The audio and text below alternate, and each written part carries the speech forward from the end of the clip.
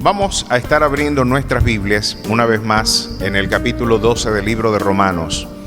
Romanos capítulo 12, vamos a estar meditando en este precioso pasaje que es motivo y permanentemente una de las anclas del pensamiento cristiano, de la cosmovisión cristiana. Este es uno de los aspectos que singulariza la espiritualidad cristiana de gran parte de las experiencias religiosas, tanto del monoteísmo islámico como de gran parte de las experiencias hinduistas, budistas y de gran parte de la generalidad religiosa. Tenemos una fe que invita al pensamiento, una fe que ha promovido pensadores, una fe que ha inducido auténticas revoluciones en el orden científico, tecnológico, cultural y aún económico. Es muy lamentable que gran parte del liderazgo espiritual desconozca el potencial que en el ámbito académico, que en el ámbito científico, que en el ámbito de las diversas esferas de la experiencia humana, el Evangelio tiene para con el hombre de hoy. Esto fue una conclusión a la que llegaron los padres fundadores de los Estados Unidos. Esta experiencia que vale la pena ser estudiada a profundidad a aquellos que tienen interés por la historia. En el siglo XVII, primera mitad del siglo XVII, una comunidad de disidentes puritanos perseguidos por razones religiosas y políticas por la corona británica. Inglaterra fue un proceso muy complejo para que la reforma protestante ingresara y formara parte de la experiencia nacional. De hecho, Enrique VIII, el tan divulgado The Tudors, ¿verdad? En la serie que ustedes han podido ver, Enrique VIII, por razón de un litigio marital, en este caso con Catalina de Aragón, que era su cuñada, muere su hermano y él tenía que dejarle herencia, ¿verdad?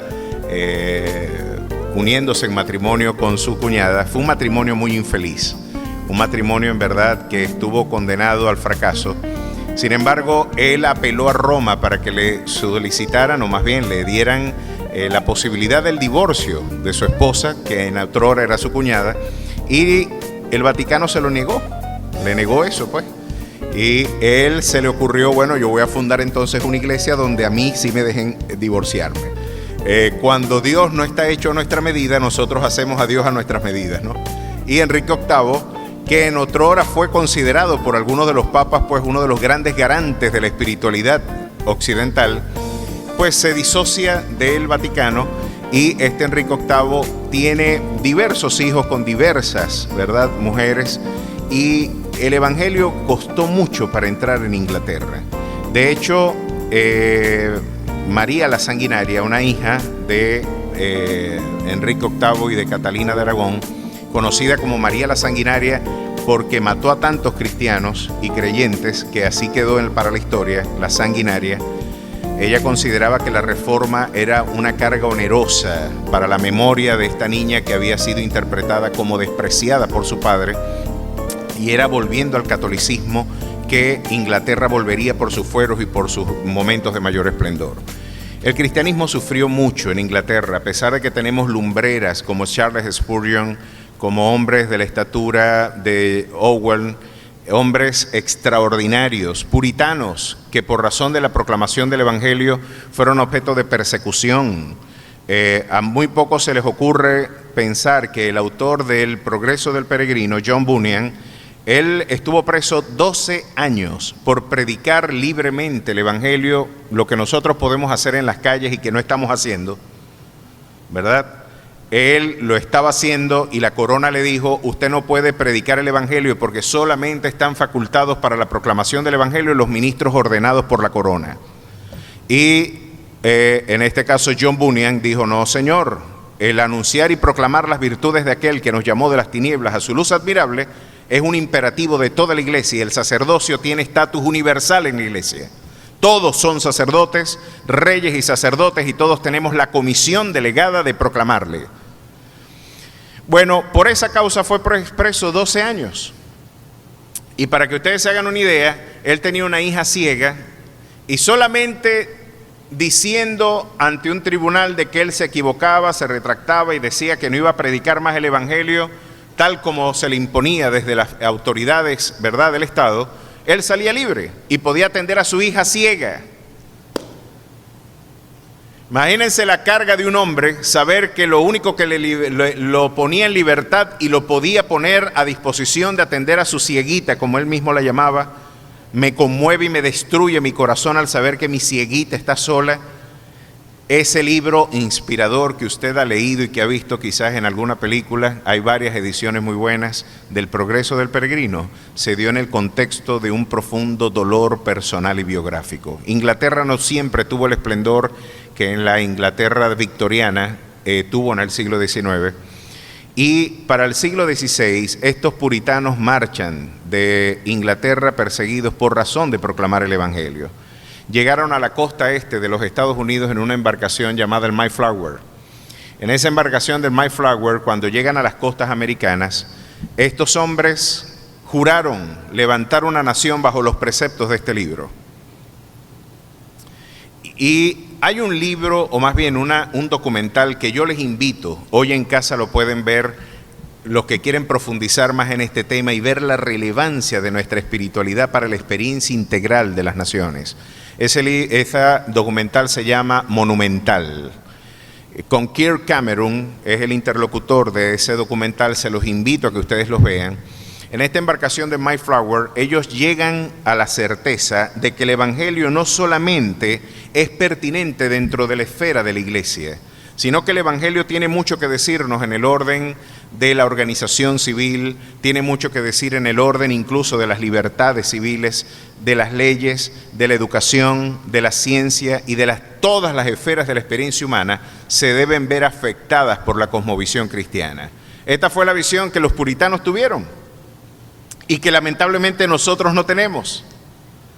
Esto por nuestra ascendencia pietista que dice, no, estas son cosas seculares y nosotros no tienen nada que ver con nosotros, no hay una definición del arte, no hay una definición de la ciencia, no tenemos universidades como Harvard, como Yale, como Oxford, porque entre otras cosas consideramos que la academia, la letra mata, el espíritu vivifica, y en esta visión donde hemos justificado la ignorancia, nunca vamos a formar una universidad bajo esos criterios. Tenemos una lamentable visión muy estrecha, muy prejuiciada, muy sesgada de la bomba nuclear que es el Evangelio, que como lo dice la Escritura, es poder de Dios para salvación. No me avergüenzo del Evangelio porque ese poder, dunamis, que de ahí viene dinamita, es poder para salvación del hombre. Bueno, vamos a ver lo que Romanos 12:2 tiene que decirnos. Y hoy quiero detenerme a meditar en algunos conceptos y en la forma en la que la fe cristiana puede ser pertinente, relevante para muchas experiencias de nuestra vida. Capítulo 12, verso 1 al 2 de la epístola de los Romanos dice lo siguiente: Así que, hermanos, os ruego por las misericordias de Dios que presentéis vuestros cuerpos en sacrificio vivo, santo, agradable a Dios, que es vuestro culto racional. No os conforméis a este siglo, sino transformaos por medio de la renovación de vuestro entendimiento, para que comprobéis cuál sea la buena voluntad de Dios, agradable y perfecta. Miren qué interesante. Así que, hermanos, os ruego por las misericordias de Dios. Y me llama la atención de que esta es una cópula. Esta forma en la que Pablo argumenta, para mí es fascinante. Yo como profesor de lógica puedo ver la manera en la que Pablo utilizaba la lógica como un instrumento retórico. Era un hombre muy coherente en términos de exposición de ideas. Y ustedes pueden ver a un Pablo trabajando con algunos criterios de la lógica. Si ustedes me permiten ver en Primera de Corintios, por ejemplo, en 1 Corintios 15, Pablo hace un ejercicio retórico interesantísimo. Miren lo que dice en el capítulo 15, verso 12, para que ustedes no se sorprendan de lo que les estoy diciendo. Capítulo 15, verso 12. Pero si se predica que Cristo resucitó de los muertos, ¿cómo dicen algunos entre vosotros que no hay resurrección de los muertos? Este principio que a continuación va a exponer Pablo, nosotros en lógica lo conocemos como reducción al absurdo. Y Pablo va a decir, ¿cómo es eso de que ustedes predican que no hay resurrección de los muertos? Explíquenme ustedes cómo pueden afirmar esto si esta es la piedra angular de nuestra esperanza. ¿Cómo me van a decir ustedes que se jactan de tener dones del Espíritu, de que hablan en lenguas más que muchos apóstoles, de que tienen visiones, revelaciones, pero están predicando que no hay resurrección? Tienen un inicuo que se está acostando con la mujer de su padre dentro de la iglesia y nadie dice nada. Bueno, vamos a ver qué tan brillantes son ustedes a la hora de exponer ideas. Y les dice Pablo, ¿cómo van a decir ustedes que no hay resurrección de los muertos? Mírenlo cómo lo dice ahí. Porque si no hay resurrección de los muertos, tampoco Cristo resucitó. Miren cómo Pablo está llevando esto a las consecuencias lógicas. Vamos a ver cuáles son las conclusiones que podemos derivar de tu doctrina. Si no hay resurrección de los muertos, Cristo tampoco resucitó. Y si Cristo no resucitó, vana es entonces vuestra predicación, vana también es vuestra fe. ¿Qué les parece? A esto en lógica se le conoce como reducción al absurdo. Y Pablo les dijo, si tu doctrina es verdadera, estamos perdidos. Cristo no resucitó, todos estamos en pecado y esto no es otra cosa que un club de entretenimiento de gente chévere. ¿Se están dando cuenta? Esto no lo puede enseñar el budismo, esto no lo puede enseñar el mismo Islam, esto lo enseña la fe cristiana. La fe cristiana te enseña que nada podemos contra la verdad sino a favor de ella. Así lo decía Pablo a los Corintios. Y esto le da al cristiano un vigor maravilloso. Un periodista con valores cristianos sabe que es estéril patear la verdad.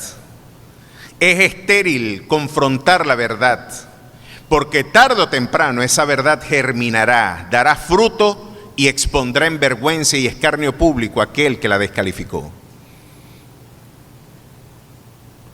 Esta fe tiene profundas implicaciones en la vida práctica, porque el que entendió esto, entonces tendrá que decir, yo no puedo decir mentiras nunca, porque esto tendrá implicaciones prácticas muy profundas en mi matrimonio, en mi negocio, en la universidad, en la escuela, en donde yo me encuentre, en el mercado, donde yo confronte estos principios, voy a tener problemas de coherencia en mi conducta y en mi pensamiento. Y Pablo les dice así, hermanos, así que hermanos, yo os ruego por toda esta serie de argumentos. Pablo viene dándonos una exposición magistral de la redención en el libro de los Romanos. Nos viene hablando de la universalidad de la culpa del hombre. Nos viene hablando de tantos quebrantos que acompañan la condición humana producto de su pecado y de su rebelión espiritual para con Dios. Nos encontramos ante un Pablo que después que puso en crisis tanto a los judíos como a los gentiles, diciendo ustedes los judíos están endeudados con Dios y los gentiles también. Y no por ser judíos ustedes están eximidos de condenación. No por razones étnicas ustedes alcanzarán salvación, sino por el contrario, justificados pues por la fe, tenemos paz para con Dios por medio de nuestro Señor Jesucristo. Y después de exponer las gloriosas verdades del Evangelio y hablar de nuestra redención por gracia, por misericordia, una viene a lesionar un poco más nuestro ego. Y en el capítulo 7 dice, miren, yo me confronto con un hombre terrenal y carnal todos los días, un miserable pecador que está en abierta rebelión con Dios, que quiere hacer lo bueno, pero que en sus miembros no está la condición de poder hacerlo, que quiere hacer la voluntad de Dios, pero está en abierta rebelión su naturaleza con la naturaleza de Dios. Y llega una conclusión que viene a lacerar nuestras visiones superficiales y fresas de la autoayuda. Miserable de mí, ¿quién me librará de este cuerpo de muerte? Y se llega a conclusiones donde nuestra miseria es desnudada. Y si te dice, mira, tú no eres el gran cacao que te piensas que eres. Somos miserables pecadores en manos de un Dios airado. Todo este esfuerzo del evangelio contemporáneo, mis amados hermanos, tengo que denunciarlo y decirlo abiertamente. El esfuerzo del apóstol era demostrar nuestra miseria. El esfuerzo del apostolado contemporáneo, es decir, que somos un tigre, un campeón que hay en mí, utilizar los recursos de la autoayuda, de la psicología de la autoayuda, acariciar el ego de la gente y decirle, aquí está Dios para complacer tus más íntimos deseos. Para llenar auditorios se hipotecó el mensaje del evangelio. Para llenar las arcas y las finanzas de la iglesia se torció el mensaje del evangelio. Pero una vez más hay que decirlos, la iglesia no está llamada a llenar auditorios, la iglesia está llamada a llenar el reino de los cielos, y solamente por conocer la verdad usted se encontrará en libertad, y conoceréis la verdad, y la verdad os hará libres. A su nombre sea la gloria. Pero ahora usted tiene que ser confrontado con su miseria para que ahora usted no tenga ninguna jactancia y le diga al Señor, yo me gané la salvación.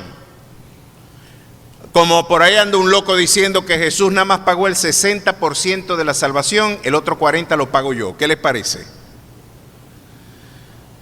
Naguará, pero es que la mata de locos la tenemos en Latinoamérica, es una mata de locos que no para de parir. Una camiona de locos. Jesús pagó el 60% de la redención. ¿Qué les parece? O sea que cuando Él dijo, consumado es, dijo, no, aquí yo dejé una deuda para que ahora los que vienen detrás mío la terminen de pagar. Herejías inefables que rayan en lo satánico, hoy se exponen en la iglesia porque este es el énfasis del evangelio de hoy. Es el énfasis de la cultura posmoderna. Estamos de la muerte de Dios nietzscheano. Nietzsche fue aquel Friedrich Nietzsche, el filósofo alemán del siglo XIX, murió en 1900, que llegó a afirmar de que Dios había muerto para la conciencia del hombre occidental. Bueno, ya el cientificismo positivista, ya los avances científicos, la física había demostrado muchísimas cosas. El hombre tenía la capacidad de metabolizar y transformar el entorno de una manera mucho más autónoma. Las ciencias médicas avanzaron de manera exponencial.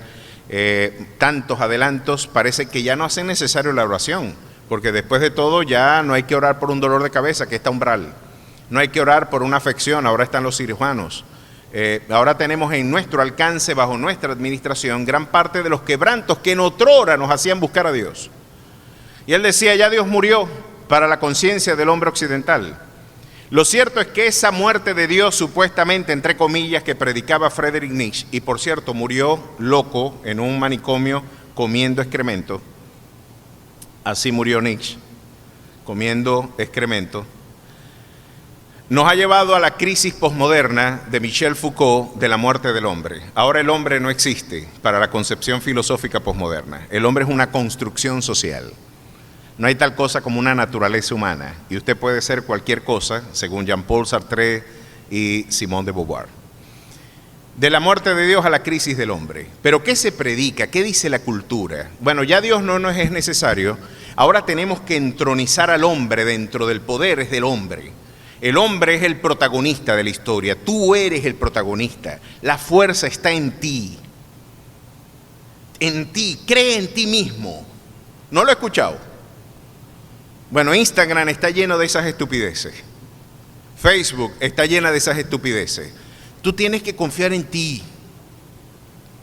Esa ya suena. Y tú eres alguien tan increíble.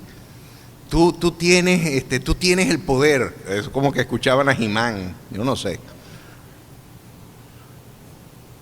Y el posmoderno se burlaba un comediante extraordinario, uno de los hombres más mordaces y agudos que yo he escuchado. Sabe que el buen humor es de gente muy inteligente. No estoy hablando del humor grotesco, ¿no? No estoy hablando del Conde Guácharo, no estoy hablando de esas cosas. Estoy hablando del humor. Mark Twain, por ejemplo, era un humorista norteamericano que decía algunas cosas bajo el signo de la paradoja que dejaban loco a todo mundo. Chesterton también lo fue.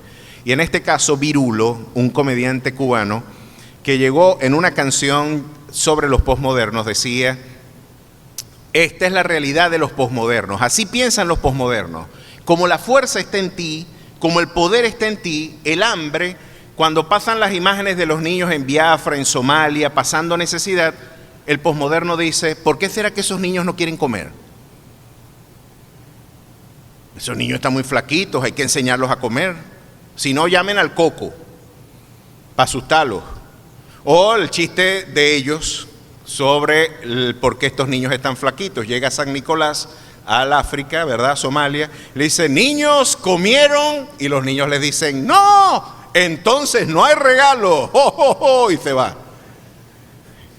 Ese es el chiste posmoderno sobre la realidad del hambre. No, chicos, eso es algo irrelevante, hay que enseñarlos a comer, no es que están pasando necesidad. No, este pensamiento que algunos han titulado los idiotas informados. Tienen increíbles competencias para las tecnologías de información, pero son idiotas en términos de criterio. Pues esa es la realidad del mundo de hoy. La fuerza está en ti está el poder. El protagonista eres tú. Tú eres el que declaras y tú eres el que le dices a Dios lo que Dios tiene que hacer. ¿Se le parece a usted algo, no? Como la iglesia, en lugar de estar impactando el mundo, es el mundo el que está impactando a la iglesia. Todo nuestro énfasis es entronizar al hombre y decir que el hombre es el que le da órdenes a Dios. Es Dios el que se impone bajo la agenda de Dios, y yo tengo que decir y volver a la fuente de nuestra fe, recordarle a usted que usted no es el protagonista de su vida. Esto va a ser doloroso para usted, recordar que usted no es el protagonista de su vida. El protagonista de su vida es el Rey de Reyes y Señor de Señores. Usted es un instrumento en sus manos. El protagonista de mi vida no soy yo. Yo tengo que llegar a la conclusión a la que arribó el apóstol Pablo cuando a los Gálatas les dijo: ya no vivo yo, sino que vive Cristo en mí. Con Cristo estoy juntamente crucificado. Ya no se trata de mí, como lo diría en una ocasión Martin Luther King. La espiritualidad cristiana no es encontrar técnicas para yo manipular a Dios, para que Dios haga mis antojos y mis deseos, o como hoy están diciendo, mis sueños. En un vocabulario claramente prestado de la autoayuda, ahora son los sueños nuestros los que Dios tiene que cumplir. ¿Cuándo la iglesia volverá a la perspectiva de que no son tus anhelos, deseos, no son tus apetencias, que no se haga mi voluntad sino la tuya? ¿Cuándo será que nos contrictaremos y nos quebrantaremos una vez más para encontrarnos en contrición, en humildad, en humillación ante Él y decir: si quieres, hazme de nuevo, desbarata mi vida si es necesario? Pero no se trata de forzar tu voluntad, se trata de hacer tu voluntad. Ese es el auténtico ejercicio de humillación espiritual. Ahí es donde está el costo del discipulado, como lo diría el doctor Dietrich Bonhoeffer. Morir a mí mismo, o como lo diría Cardelón Labarca, morir a mí mismo para vivir tu vida, perderme en ti y así encontrarme. Ahora Pablo les dice: esto no lo van a entender hasta que ustedes no se deslastren de un conjunto de pensamientos que el mundo ha logrado penetrar a través de los medios de comunicación, a través de distintas maneras de entender la gente.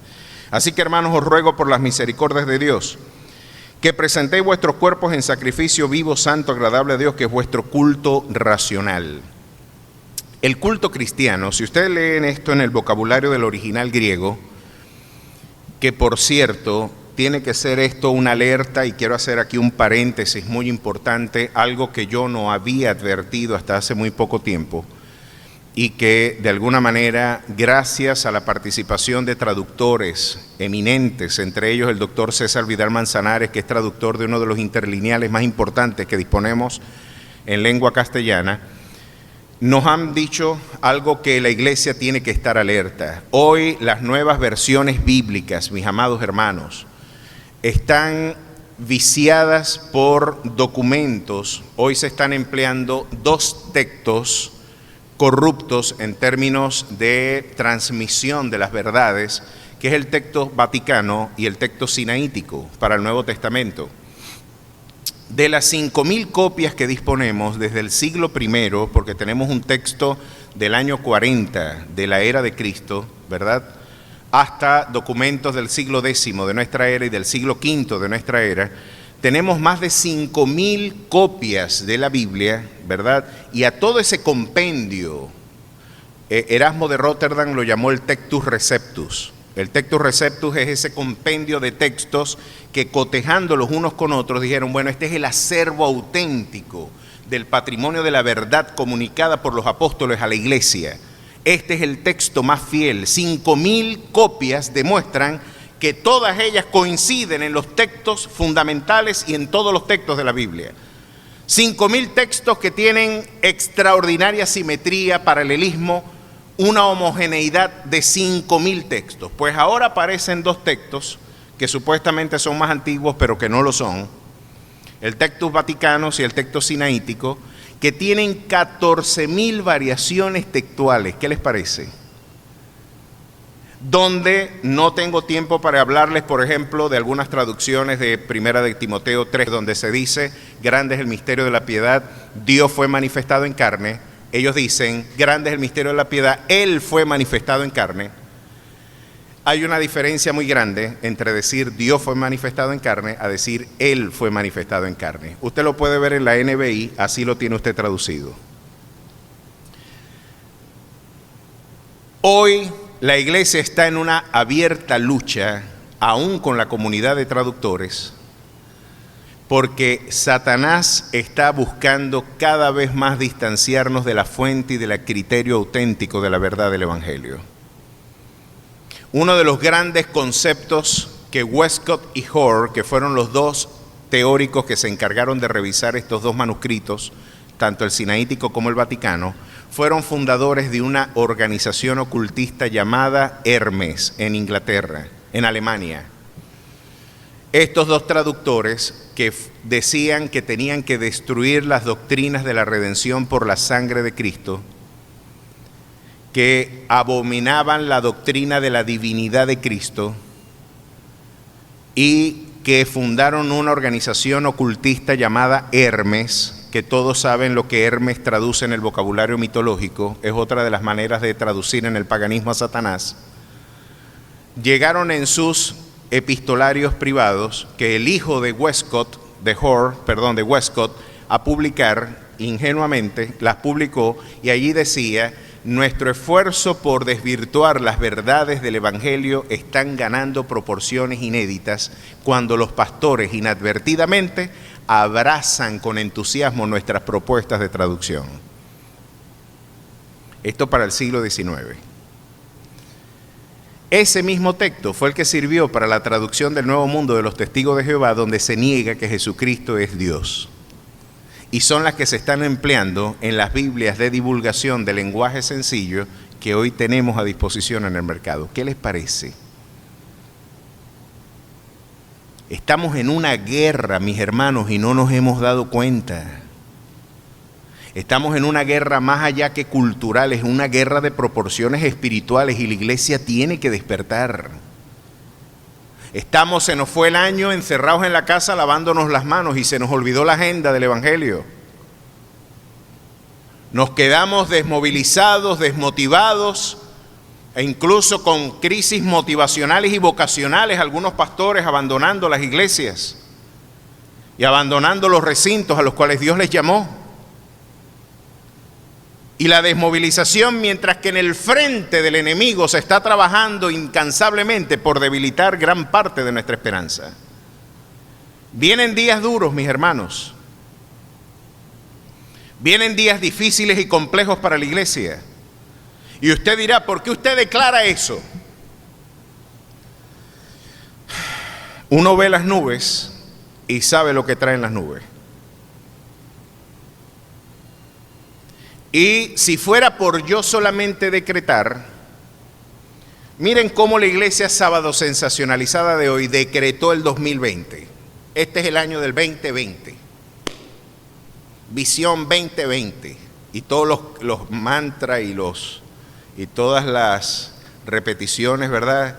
Que muchos insisten, creen que es la forma en la que Dios obra. Declárelo, confiéselo y obténgalo. Pues ni toda la declaración ni la mejor intención de la iglesia, ni todo el esfuerzo de estos movimientos que desconocen la soberanía de Dios, esto ha causado tanta perplejidad, se ha convertido en tan oficial esta doctrina que muchos de ustedes me pueden mirar extraño. Pero la verdad es que quiero hablarles de alguien que nos puede llevar en perspectiva, entender qué significa hablar de parte de Dios, ya que necesitamos no conformarnos a este siglo, sino transformarnos por medio de la renovación de nuestro entendimiento. Vamos a ver aquí en Jeremías un evento que nos va a ilustrar este principio. Jeremías fue un hombre extraordinario. De yo haber tenido un hijo varón, ese hubiera sido su nombre. Todos los que a mí me conocen y tienen aprecio por mí, le han puesto a sus hijos Jeremías, de algunas de las personas que han tenido sus varones, ¿no? Pero para mí ha sido un tipo de extraordinario interés, sobre todo por la complejidad de su carácter. La complejidad de su carácter, lo valiente de su postura frente al mundo, la soledad con la que él tuvo que vivir. Incluso fue un hombre que fue privado de la posibilidad del matrimonio. No se casó y es uno de los profetas que dicen tiene mayores paralelismos con Jesús, porque vivió una vida, ¿verdad?, célibe, prácticamente distanciado del matrimonio. Fue conocido, popularizado como el profeta llorón. De hecho, escribió un libro llamado Lamentaciones, un conjunto de poesía luctuosa, ¿verdad?, fúnebre, que es el libro de Lamentaciones, un libro con una carga teológica extraordinaria. Ese libro y el libro de Jeremías nos habla de un hombre muy complejo. Imagínese usted un patriota que ama su tierra, pero que tiene que hablar en contra de ella. Imagínese que usted está enamorado de una mujer, pero usted tiene que confrontar a esa mujer, y cada vez que usted trata de hablar de parte de Dios, el corazón de esa mujer a la cual usted se ama más se distancia de usted. Pero usted tiene que hacer lo correcto antes de lo que usted quiera hacer. Y no estamos aquí hablando, hay tanto que aprender de Jeremías. Por ejemplo, lo que yo venía diciendo hace unas semanas atrás, cuando Mario Vargas Llosa es un tipo delicioso para leer, pero más aún para escucharlo conversar. Yo les invito a que ustedes vean las conferencias del doctor Mario Vargas Llosa, Premio Nobel de Literatura en el 2010. Uno de sus libros que más me encantó fue La civilización del espectáculo, donde da una aproximación interesantísima al mundo de hoy. Pero en una de sus conversaciones, porque debe ser fascinante tomarse un café con una persona así, recuerdo que en una de ellas dice, yo llamé a mi gran amigo Salvador Garmendia aquí en Venezuela, allá en Venezuela, él estaba en Chile para el momento de esta conferencia, y dice, y le preguntamos, él allá hizo unos paseos a las diversas células comunistas que tenía el país, y cuando llegó a Los Llanos se consiguió a 3 comunistas solamente, y el doctor Salvador le pregunta a los militantes, camaradas, ¿cómo están las cosas por aquí? Y los tipos le dijeron, compañero, aquí somos pocos, pero somos sectarios. Somos pocos, pero somos sectarios. Con esto estamos diciendo, somos poquitos, pero somos rigurosos, no se preocupe. Este tipo, a mí me llama muchísimo la atención la forma en la que Mario Vargas Llosa presenta esta realidad. Y nos presenta a un tipo donde él dice, bueno, ese tipo es a diferencia de un nacionalista, es un patriota, decía Mario Vargas Llosa. ¿Qué significa eso? La diferencia entre un nacionalista y un patriota es que el nacionalista ama a su nación y aborrece a todas las demás, mientras que el patriota ama a su tierra más que a todas las demás. ¿Ven la diferencia? El nacionalista ama su tierra, pero odia a todas las demás. El patriota ama su tierra por encima de todas las demás, pero sigue amando a sus vecinos. Bueno, Jeremías era un patriota, no un nacionalista. A diferencia de muchos movimientos políticos y culturales que hoy quieren despertar nacionalismos, no patriotismos. Jeremías tiene mucho que enseñarle a la militancia cristiana cuando está predicando en complejidades sociales. Corrupción, pues la corrupción en tiempos de Jeremías campeaba por sus respetos. Basta solamente ver la forma en la que ellos habían instituido la mentira, como el profeta Amós, por ejemplo, nos habla, se venden los pobres por un par de calzados. La violencia, el dolo se corrompió desde el liderazgo político hasta el sacerdocio está corrompido. No hay un hombre, y se podía salir a las calles, por las calles de Jerusalén, como de alguna forma con el absoluto cinismo de un Diógenes con una lámpara en la mano tratando de buscar un hombre justo en plena luz del día. No lo vas a conseguir. Un pueblo al que Jeremías Dios le dijo, te voy a enviar, y luego le diría el profeta Ezequiel, a un pueblo rebelde y duro de cerviz, que no te va a escuchar. ¿Quiere usted conocer la rebeldía de este corazón, de este pueblo al que le predicó Jeremías? Miren lo que dice Ezequiel antes de que abordemos a nuestro profeta. En Ezequiel capítulo 2, este fue el llamado que Dios le hace a Ezequiel. ¿Usted se imagina que usted Dios lo llame evangelista y le diga nadie se va a convertir en una de tus campañas? No va a pasar al frente uno, no va a pasar. Pero yo te llamé para que tú predicaras. Tu problema no es si se convierten o no. Tu problema es que les prediques. A tiempo y fuera de tiempo, y déjate de las estupideces de evaluar esto en términos del éxito mercantil. El éxito de una iglesia se mide por la fidelidad en la que expone el mensaje y el fruto de la presencia del Espíritu Santo como evidencia auténtica de su presencia. Pero miren lo que dice acá. Y luego me habló y entró, capítulo 2, verso 2, el Espíritu en mí y me afirmó sobre mis pies y oí al que me hablaba. Y me dijo, hijo de hombre, yo te envío a los hijos de Israel, a gentes rebeldes que se rebelaron contra mí. Ellos y sus padres se han rebelado contra mí hasta este mismo día. Yo pues te envío a hijos de duro rostro y de empedernido corazón, y les dirás, así ha dicho Jehová el Señor. ¿Acaso ellos escuchen? Pero si no escucharen, porque son una casa rebelde, siempre conocerán que hubo profeta entre ellos. Y tú, hijo de hombre, no les temas, ni tengas miedo de las palabras, aunque te hallas entre zarzas y espinos y moras con escorpiones, no tengas miedo de sus palabras, ni temas delante de ellos, porque son casa rebelde. Les hablarás pues mis palabras, escuchen o dejen de escuchar, porque son muy rebeldes. ¿Qué les parece? Ni siquiera Dios le dio garantía de éxito evangelístico. Ese era el pueblo al que predicó Jeremías. Y miren lo que Jeremías tuvo que decirle al rey de su tiempo. Imagínense que usted tienen que decir, mira, te tienes que ir para el despacho presidencial o por el balcón del pueblo, por cualquier lugar. Me voy a meter en problemas dando este ejemplo.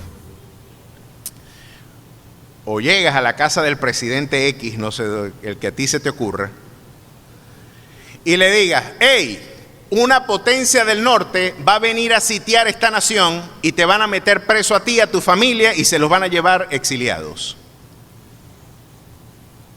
Ese es el mensaje que Dios le dio a Jeremías. ¿Qué les parece? Ahora está entendiendo la complejidad de este personaje, ¿no? ¡Ey! Y miren lo que dice, capítulo 27 de Jeremías, verso 5. Y Dios le dice a los reyes que decían, nada de esto va a pasar. Nosotros tenemos alianzas políticas con Egipto, que es la principal potencia militar del mundo antiguo. Allá está el faraón Necao, allá está un líder, un caudillo de guerra que tiene mayor esplendor que este Nabucodonosor que está por ahí levantando polvo en el Medio Oriente. No, nosotros tenemos alianzas políticas con Necao, con Egipto, con los carruajes más lujosos y con el esplendor militar más importante del mundo antiguo. Pues ¿saben qué pasó? Nabucodonosor lo venció en la guerra conocida del Carquemis y se devolvió a Jerusalén con el triunfo militar sobre sus hombros. Y le dijo, ¿dónde está tu confianza, Israel? Miren lo que Dios le dijo antes que esto pasara. Capítulo 27, verso 5. Yo hice la tierra, el hombre y las bestias que están sobre la faz de la tierra, con mi gran poder y con mi brazo extendido, y la di a quien yo quise. ¿A quién se la da Dios? A quien Él quiere. Nosotros podemos debatir sobre quién reposa la soberanía, podemos debatir sobre quién es el auténtico depositario de la soberanía nacional, y hay muchos debates politológicos interesantes sobre qué es la soberanía, sobre quién reside, quién es el poder originario que puede emanar de alguna manera la legislación. Y Dios dice, déjense de esas estupideces, ese poder deriva de mí y yo se lo doy a quien yo quiero. ¿Qué les parece? Y miren lo que voy a hacer para que se escuche como un estridente en sus oídos. Y ahora yo he puesto todas estas tierras en mano de Nabucodonosor. Esto sonó como una bomba atómica en el despacho del liderazgo del rey de Jerusalén. Y miren lo que dice, el rey de Babilonia, mi siervo, y aún las bestias, miren, en mano de Nabucodonosor, rey de Babilonia, mi siervo, y aún las bestias del campo les he dado para que le sirvan. Y todas las naciones le servirán a él y a su hijo y al hijo de su hijo, hasta que venga también el reino de su misma tierra y la reduzca a servidumbre muchas naciones y grandes reyes. Esto sucedió cuando los medos y los persas, ¿verdad?, tomaron ocupación del mundo caldeo. Y la nación y el reino que no sirviera a Nabucodonosor, rey de Babilonia, y que no pusiera su cuello debajo del yugo del rey de Babilonia, castigaré a tal nación con espada y con hambre y con pestilencia, dice Jehová, hasta que la acabe yo por su mano. ¿Qué les parece? Está diciendo Dios, ve, yo sé que esta profecía no te gusta, porque este tipo está poniendo en amenaza tus privilegios personales. Pero la corrupción de este liderazgo nacional yo no la voy a soportar más, dijo el Señor. Hasta aquí llegaron el tiempo de la monarquía de Israel y ahora yo, el mismo que te dio la tierra de Canaán, se la voy a dar a Nabucodonosor, mi siervo, con gusto o disgusto tuyo. Yo soy el rey de reyes y señor de señores. Yo soy el que abre y nadie cierra y el que cierra y nadie abre. Yo soy el alfa y el omega. A mí no hay nadie para el cual yo tenga que demandar consejo o que me enseñe a mi sabiduría. Yo sé lo que estoy haciendo. Y esta tierra no te pertenece por relación constitucional a ti. De Jehová es la tierra y su plenitud, el mundo y los que en él habitan. Y yo se la doy a quien yo quiero. No, que esto vulnera las leyes y el derecho internacional. Usted lo interpreta como usted quiere, pero Jehová dispone. El hombre puede proponer, pero Jehová dispone. Y se las di a Nabucodonosor. ¿Usted se imagina lo que esto representó para el liderazgo nacional hebreo? Póngase usted en el lugar de aquel que estaba protegiendo el poder, protegiendo toda esa estructura de corrupción. Y Jeremías tener que decir esto. Con razón lo metieron dentro de una cisterna que se hundió y él pensaba que iba a morir ahogado. A este muchacho había que taparle la boca, había que silenciarlo. Y miren lo que dice aquí en el verso 22. La profecía que le dio al liderazgo: a Babilonia serán transportados y allí estarán hasta el día que yo los visite, dice Jehová, y después los traeré y los restauraré a este lugar. Eso duró 70 años. 70 años de exilio, de cautiverio, costó esta profecía. Pero entonces alguien podría decir, ¿no se puede profetizar algo mejor sobre una tierra? Si después de todo lo que yo declaro, eso es lo que se va a suceder, ¿por qué Jeremías está declarando maldición sobre su tierra en lugar de declarar bendición? ¿Por qué no hace como Cash Luna o algunos apóstoles proponen? Declara más bien una bendición sobre esta tierra. ¿Por qué estás diciendo que una potencia extranjera sitiará Jerusalén? En lugar de vaticinar prosperidad, en lugar de vaticinar éxito político, repatriación, ¿por qué estás empeñado en predicar algo contrario a nuestros intereses personales? Porque el profeta de Jehová no habla inspirado por sus deseos. Eso es una cátedra que los llamados profetas de hoy tienen que aprender. ¿Saben cuál es la diferencia entre Jeremías y los profetas de hoy? Voltee el capítulo 23 y se los voy a decir cuál es.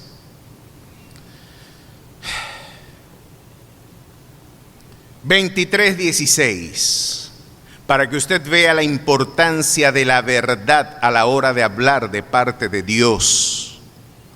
Y si Dios no habla, es mejor que usted guarde silencio.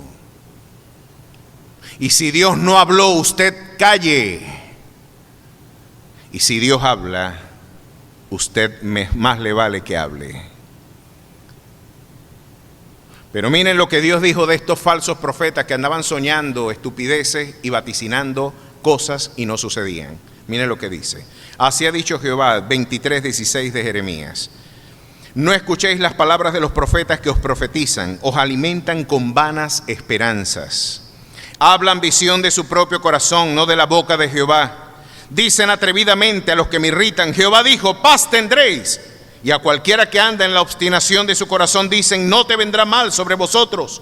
Porque ¿quién estuvo en el secreto de Jehová y vio y oyó su palabra? ¿Quién estuvo atento a su palabra y la oyó?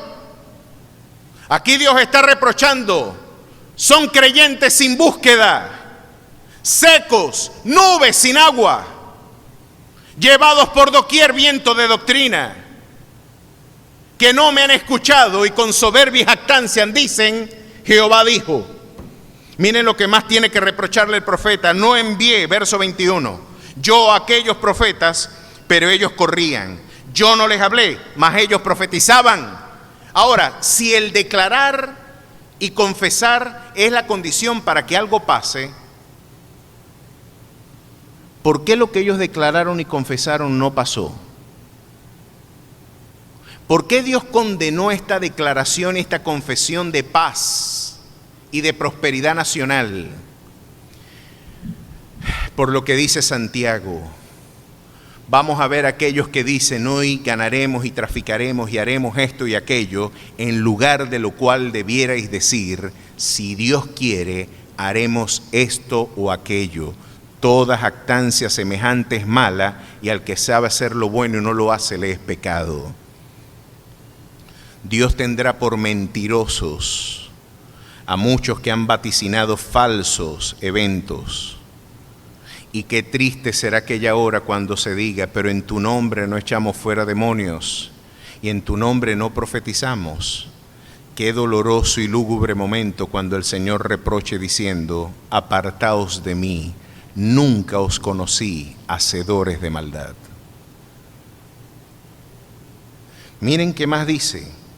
Pero si ellos hubieran estado en mi secreto, habrían hecho oír mis palabras a mi pueblo, y lo habrían hecho volver de su mal camino y de la maldad de sus obras. Soy yo Dios de cerca solamente, dice Jehová, y no Dios desde muy lejos. ¿Se ocultará alguno, dice Jehová, en escondrijos que yo no lo vea? No lleno yo, dice Jehová, el cielo y la tierra. Yo he oído a los que aquellos profetas dijeron, profetizando mentira en mi nombre, diciendo, soñé, soñé.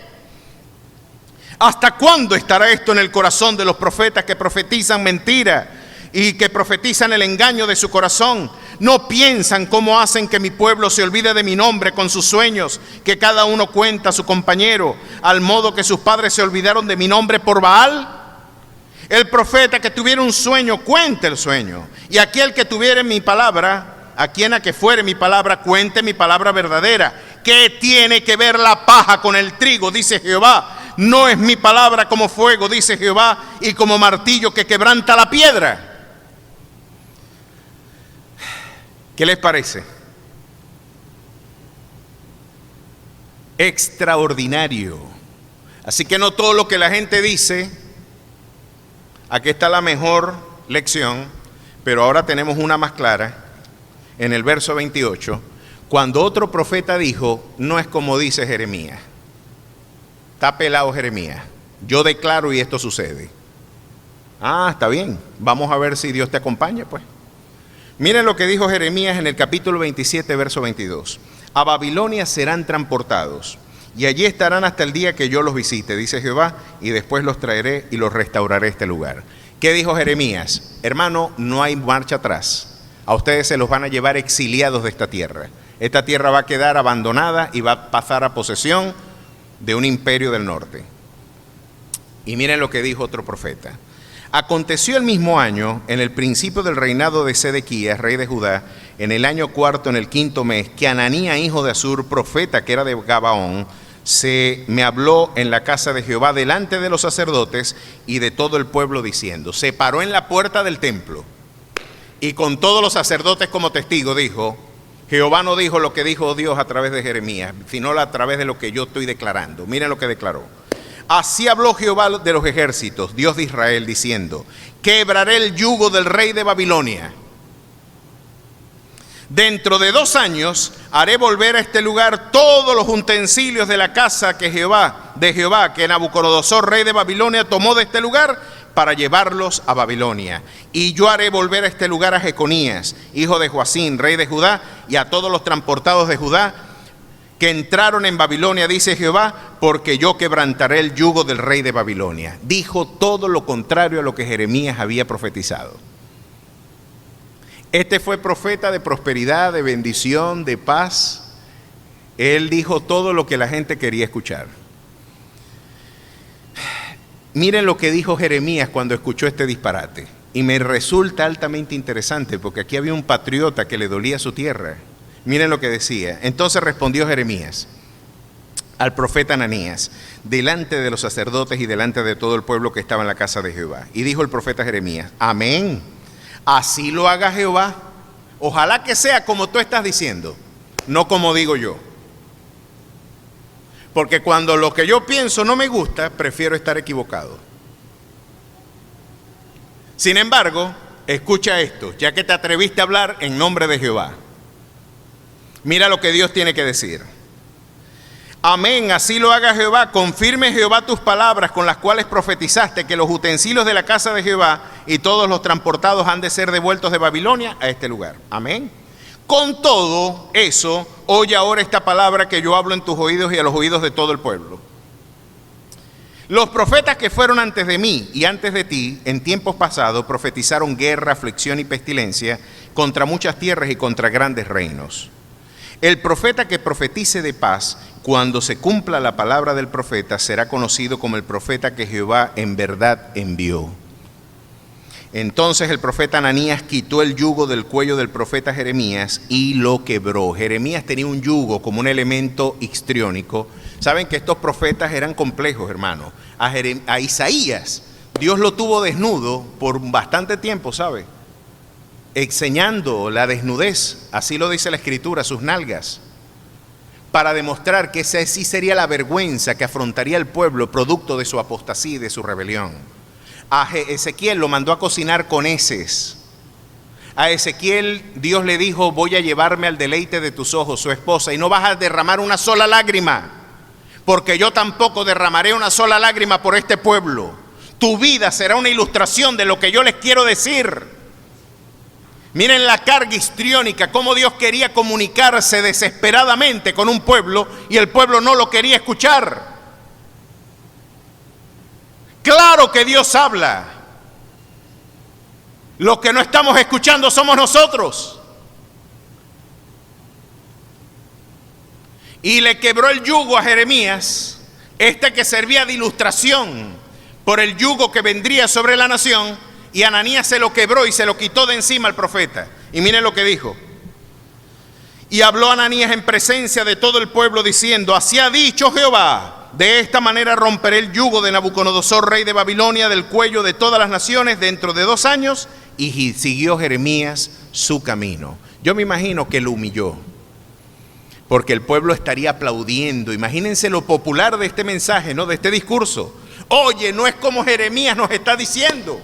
Al fin salió un predicador que está declarando, confesando y decretando algo bueno para este pueblo. Ananías es el líder espiritual de esta nación, no Jeremías. Ese antipatriota, chico, que lo que está es alentando a que una potencia extranjera nos invada, ese no puede ser profeta de Jehová. Y Jeremías se fue, yo me imagino que humillado por esta exhibición de soberbia de Ananías. Me imagino los aplausos que despertó la falsa profecía de Ananías. Me imagino el despertar y la empatía nacional que sentirían. No, las cosas van a estar bien. Las cosas no van a estar como dice Jeremías. Y el pueblo no escuchó la voz de Jehová por querer escuchar caricias de un falso profeta. Y miren lo que dice la Escritura. Y después que el profeta Ananías rompió el yugo del cuello del profeta, vino palabra de Jehová a Jeremías diciendo: ve y habla a Ananías, diciendo: así ha dicho Jehová, yugos de madera quebraste, mas en vez de ello harás yugos de hierro. Porque así ha dicho Jehová, Dios de los ejércitos, Dios de Israel: yugo de hierro puse sobre el cuello de todas estas naciones para que sirvan a Nabucodonosor, rey de Babilonia, y han de servirle. Y aún también le he dado las bestias del campo. No solamente les he dado a la gente, a las naciones, les he dado hasta a los animales. Y eso lo hago yo, y nadie lo va a impedir. Ni tus falsos vaticinios, ni tus decretos, ni tus confesiones. Aquí el rey soberano soy yo. Y si alguien se hace infalible, no es porque vaticinie, es porque está hablando de mi parte. No es profeta el que dice lo que mejor se le ocurra decirle a alguien. Es profeta el que escuchó a Jehová y luego de haber escuchado a Dios puede hablar de parte de Dios. Y Dios habla y sigue hablando a través de su palabra. Pero miren lo que a este hombre le pasó, que es el porvenir de la falsa profecía contemporánea. Entonces dijo el profeta Jeremías al profeta Ananías: ahora oye, Ananías, Jehová no te envió y tú has hecho confiar en mentira a este pueblo. Por tanto, así ha dicho Jehová: he aquí que yo te quito de sobre la faz de la tierra, morirás en este año porque hablaste rebelión contra Jehová. Y en aquel mismo año murió Ananías en el mes séptimo. Si esto lo hizo él, miren cuándo lo hizo: en el mes cuarto, cuando profetizó, y se murió en el mes séptimo, murió 3 meses después.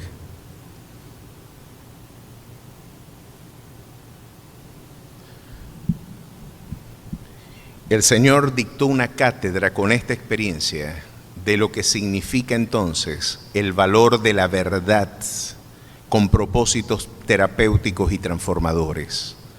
No te conformes a este siglo.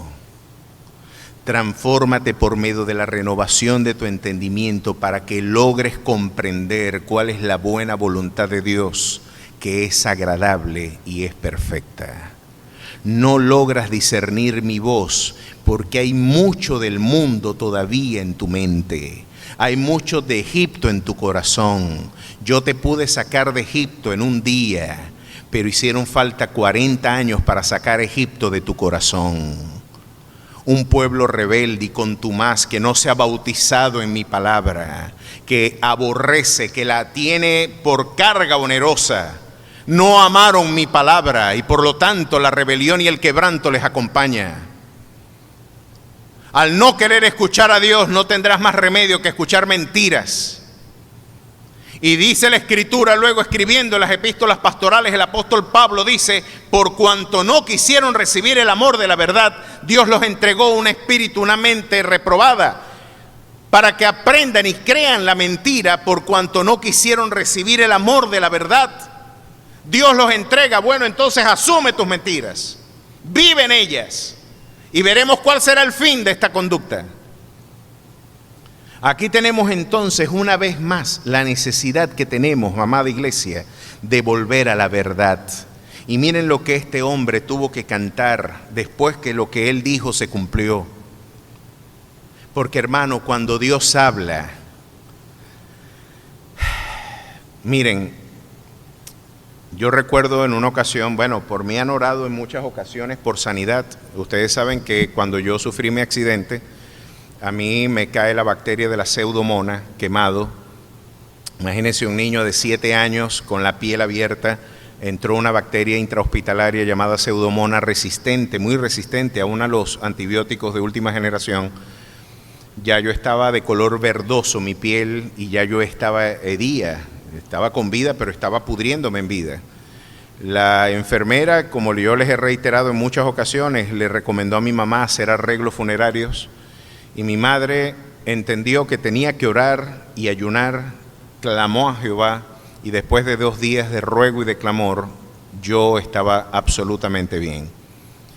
Hoy yo tengo, de casi 40 años después, dando testimonio de esta virtud, porque el Dios al que yo predico es un Dios que sana, es un Dios que levanta, es un Dios de segundas, de terceras y de muchas oportunidades. A su nombre sea la gloria. Él es el Rey al que predicamos. Pero en otras ocasiones hemos orado por enfermos y los enfermos se mueren. No sé cuántas veces oramos por mi tía Publia, diaconisa de la Iglesia La Cruz en la iglesia de Maracaibo. Cuántos ayunos, vigilias, oraciones y clamores hicieron por ella y el Señor se la llevó. No sé cuántas oraciones hicimos por mi tía Mireya, que murió en enero de este año también de cáncer. No sé cuántas veces oramos por ella y Dios permitió y se la llevó. Me encontré con otros que me decían: hermano, ya te declaro sano, ya estás libre de tu dolor. Y uno decía: pero me sigue doliendo. No lo digas, vas a echar a perder la oración, chico. Ya créete, ya confía. No, pero es que me sigue doliendo. No, eso no es verdad. Eso, te falta fe entonces.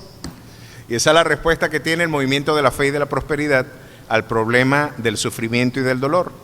Bueno, si tú no eres sano es porque te faltó fe o porque no diste una ofrenda en dólares que pudiera ser el equivalente a tu ¿verdad?, restauración física. Nada de eso lo enseña la Biblia. Esas son manipulaciones hermenéuticas para llegar a propósitos mercantiles. Aquí Dios nos pone ante una circunstancia en donde Dios nos dice: mira, el que habla de mi parte, de alguna manera, es porque antes me escuchó a mí. Y yo recuerdo en una ocasión, mi esposa en una madrugada recién casados, me despierta en la madrugada diciéndome que tiene un dolor de cabeza que no lo soportaba. Me llamó, me tocó y no podía levantarse. El dolor de cabeza era tan invasivo que no podía levantarse. Yo estaba muy preocupado porque dije: Dios mío, ¿qué puede causar un dolor de cabeza e inmovilidad? Un derrame cerebral, yo no sé, que se me pasaron tantas cosas por la mente, un dolor de cabeza súbito, nada más apenas me pudo despertar, no podía levantarse de la cama y no teníamos transporte, una madrugada en Maracaibo, imagínense todos los contratiempos, y yo dije: no tengo más recurso.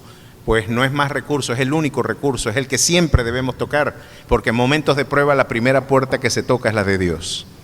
Y en momentos de dificultad la primera puerta que se toca es la de Dios. Así usted tenga los recursos, usted puede tener dinero, puede tener seguro médico y puede tener todo, pero el que sana es el Señor. Y yo dije: voy a orar, hermano, y llegó una certidumbre tan plena de que Dios iba a sanarla, que antes de yo decirle que fuera sana, yo sabía que Dios la iba a sanar. No porque yo lo dije, sino porque Dios lo mostró antes. Y ese querer como el hacer lo puso Dios en el corazón antes de yo vaticinar cualquier cosa. Llegó una certeza tan clara de que Dios la iba a sanar, que no venía de mi deseo, porque claro que mi deseo es que Dios la sanara, como era mi deseo que sanara a tía Publia, como era mi deseo que sanara a tía Mireya, o mi abuelo, o a todos los difuntos de mi familia. Cuánto no he deseado yo que se sane, pero esta certeza de que Dios iba a hacer algo como un elemento sobrenatural llegó en ese momento. Y yo oré por ella, y tan pronto oré por ella, yo antes de terminar y dejarle a ella hablar, le dije: ya estás bien, ¿verdad? Yo sabía que ella estaba bien, porque ya Dios lo había mostrado. Y me dijo: sí, ya estoy bien. Fue instantáneo.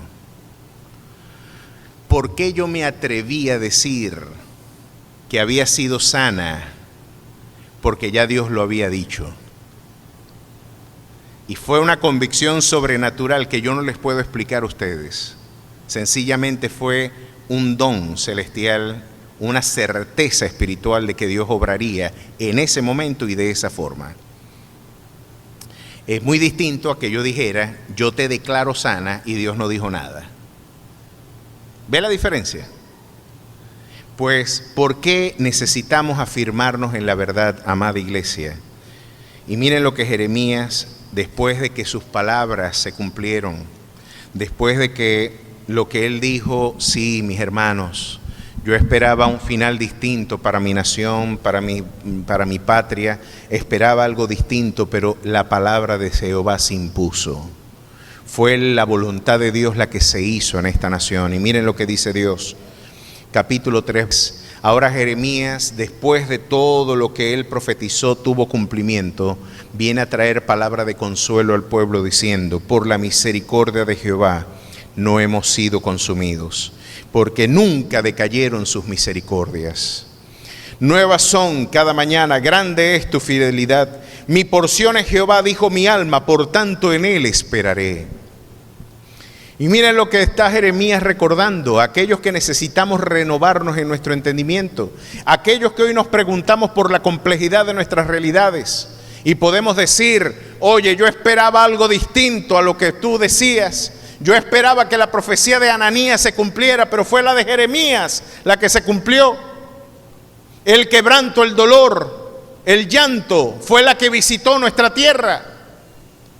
¿Qué tenemos que decirle al mundo, la iglesia que ha sido renovada en su entendimiento? Pues Lamentaciones 3:22 nos recuerda lo que Jeremías hizo en el momento de la consolación. Recuérdale al mundo que las misericordias de Jehová están vigentes. Recuérdale al mundo que el que a mí viene yo no le echo fuera. El dolor nos está llevando a un punto, mis amados hermanos, donde lo banal tiene que ser desplazado, donde Dios está demostrándonos y diciéndonos: ¿quién eres tú sin mí? ¿A dónde vas a ir tú sin Dios? ¿Cuál es el fundamento de una existencia? ¿Viste cómo de forma tan súbita tu cotidianidad fue interrumpida? ¿Viste cómo tus planes fueron puestos en cuarentena? ¿Viste cómo tus agendas fueron transformadas de un día para otro? ¿Te diste cuenta que tú no eres el Señor de la historia? ¿Te diste cuenta que tú no eres el soberano que está sentado en el trono? ¿Te diste cuenta que más allá de querer impulsar y torcer la voluntad de Dios, hoy se trata de hacer la voluntad de Dios y no la tuya? ¿Te diste cuenta que somos frágiles y que no somos nada sin Él? Que todo lo podemos en Cristo porque Él nos fortalece, amén. Pero ¿quién rayos crees que eres tú sin Dios? Y Jeremías sigue cantando en esta canción luctuosa: por la misericordia de Jehová no hemos sido consumidos, porque nunca decayeron sus misericordias. Nuevas son cada mañana, grande es tu fidelidad. Bueno es Jehová a los que en él esperan, al alma que le busca. Bueno es esperar en silencio la salvación de Jehová. Mis hermanos, y una de las cosas más complejas que este tiempo nos está trayendo es esperar en silencio la respuesta de nuestro Dios. Quieren que yo les abra mi corazón y les diga bajo qué signo está mi corazón en este momento. Yo tengo que hablarles con honestidad. No tenemos certeza de qué vendrá en el mañana. No sabemos si la iglesia será objeto de persecución en los próximos días. Mi corazón llora por dentro al ver cómo muchos se han desanimado en la fe. Mi corazón hoy se conmueve cómo muchos se han enfriado y le han dado la espalda al Evangelio, cuando este proceso, hoy los preceptos políticos han tenido mayor peso que los preceptos espirituales. Mi corazón llora por dentro al ver, frente a los días de incertidumbre que quizás nos esperan en el mañana, cómo muchos han abandonado a la esperanza auténtica que es Cristo Jesús. Después de la exhibición clara de la cátedra que Dios nos ha dado de nuestra fragilidad, de nuestra debilidad, hoy más que nunca tú deberías correr ante la presencia de Dios y refugiarte en Él, abrazarle a Él, decirle: ¿a quién tengo yo en los cielos sino a ti? Y fuera de ti yo nada deseo en la tierra. Nuestros hogares están en crisis por problemas económicos, por problemas de incompatibilidad de carácter. Ya hemos tenido tantos roces dentro del hogar, producto de la cuarentena, que también hemos exhibido nuestra inmadurez emocional, nuestra incapacidad de convivir con criterios espirituales. Hoy yo, si estoy llorando como pastor, no me imagino lo que Dios estará doliendo el corazón de un espíritu que se contrista al ver un pueblo solamente afanado por la prosperidad material, Solamente te interesa el dinero. Solamente es la chequera y tu bienestar económico. No te suceda a ti lo que te pasó a la iglesia de la Odisea. Esta es la condición de la iglesia de hoy, amada iglesia. Yo conozco tus obras, que ni eres frío ni caliente. Ojalá fuera frío o caliente. Pero por cuanto eres tibio y no frío ni caliente, te vomitaré de mi boca. Porque tú dices, yo soy rico y me he enriquecido y de ninguna cosa tengo necesidad, y no sabes que tú eres un desventurado, miserable, pobre, ciego y desnudo. Esa es la condición anoréxica de una iglesia que no se refugia en el Señor. Dios no es un instrumento tuyo para que Dios cumpla tu voluntad. Hoy todo esto nos está llevando, mis amados hermanos, por reducción al absurdo, a darnos cuenta, y creo que de la iglesia después de esta pandemia solamente va a quedar lo que es realmente la iglesia. Solamente quedará el oro refinado.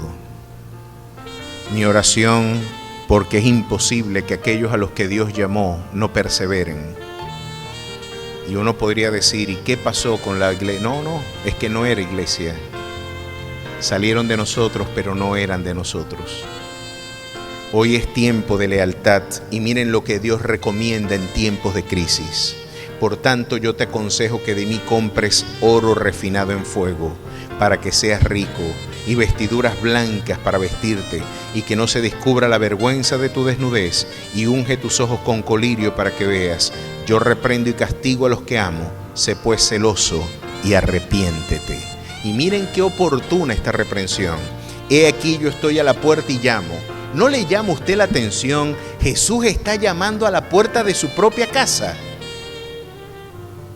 ¿No es esta una iglesia? ¿Qué hace Jesús afuera? Muchos hemos utilizado este versículo con propósitos evangelísticos, como si esto fuera predicado a gente que nunca ha conocido a Jesús. No, esto se lo está diciendo a una iglesia que se cree rica, que se cree opulenta, que cree que no hace falta nada en ella, pero que el Señor de la iglesia está fuera de la puerta. Yo estoy a la puerta y llamo. Déjenme ver si puedo entrar a mi propia casa. Le cerraron la casa a Jesús. ¿Qué te parece? ¿Se les parece algo hoy? Este Dios anhela intimidad con su pueblo. Y hoy necesitamos disponernos más que nunca, porque los tiempos son difíciles.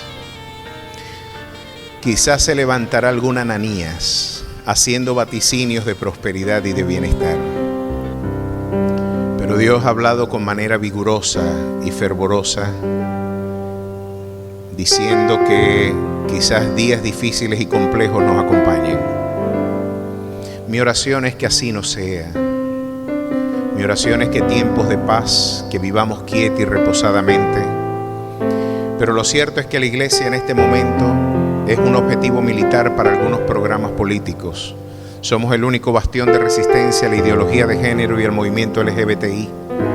Somos el único movimiento de resistencia cultural y espiritual a las campañas proabortistas que hoy se adelantan en nuestro hemisferio, impulsadas por las Naciones Unidas, el Fondo Monetario Internacional, la Fundación George Soros, Bill y Belinda Gates, la IPPF, la Planet Parenthood. Grandes consorcios transnacionales quieren sodomizar a nuestros niños. Y la iglesia sigue proclamando que es Cristo en vosotros la esperanza de gloria. Hoy más que nunca debemos levantarnos, debemos desempolvar la Biblia, dejar las rodillas paralizadas e hincarnos ante su presencia. Es tiempo de buscarle en tiempo y fuera de tiempo. Es tiempo de que Jesús entre a su casa. Es tiempo de que el que está tocando la puerta afuera, hoy abramos una vez más las puertas de la esperanza, de la verdad, de la proclamación. Porque sin profecía, decía el autor sagrado, el pueblo se desenfrena. Si este libro lo cerramos, se desenfrenará el pueblo. necesitamos levantarnos con valentía. Yo le invito a que se ponga sobre sus pies y dé el mejor de los aplausos al Rey de las segundas oportunidades.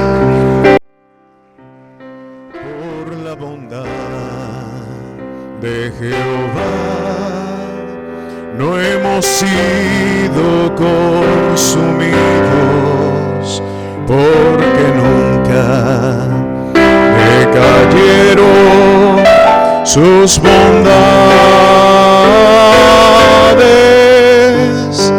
Nuevas son cada mañana, nuevas son cada mañana.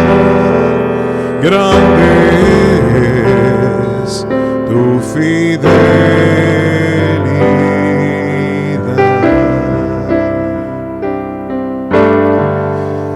Escudriñemos nuestros caminos y volvamos a Jehová. Levantemos nuestras manos a Dios. Levantemos nuestras manos al Dios de los cielos y volvámonos a Jehová el Señor.